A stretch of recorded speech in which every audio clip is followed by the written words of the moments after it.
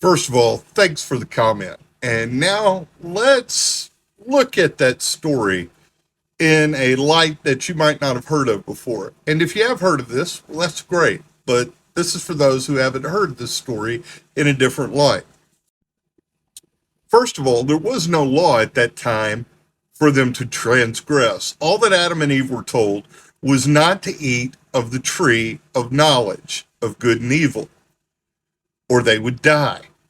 Now, I want you to think about some things here. In the story, as it was composed, everything that was created was good.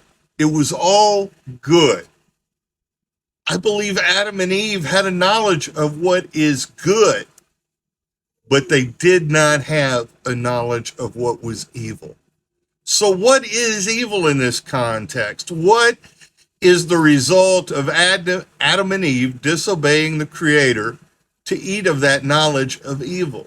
Well, I believe it's found in the curses they receive. Adam and Eve face a curse. Eve, of course, is the pain of childbirth. Adam, the one we forget all the time, is sweating and the thorns and the thistles in the field, all of these things.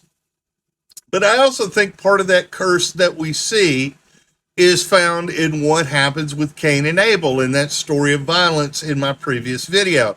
In that death, in that murder, what we see, the knowledge of evil, as I survey the scripture, the knowledge of evil is all about suffering. The suffering of the loss of a child, as it came, murdering Abel, the suffering of childbirth, the suffering that we do in our work, the suffering that we see with the thorns and the thistles of the ground. So what does this mean for Christians as we look back at it?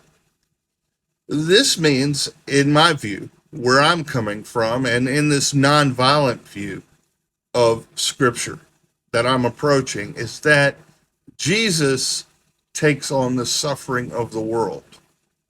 That Jesus' sacrifice, Jesus' death, Jesus' murder is God taking humanity's suffering upon God's own self. And our calling as followers of Christ is to alleviate and do away with as much suffering as in the world as possible. Those are my thoughts. Let me know. Happy to interact with you on this. It's not my usual D&D content, but this is part of who I am. Thank you again for asking. God bless.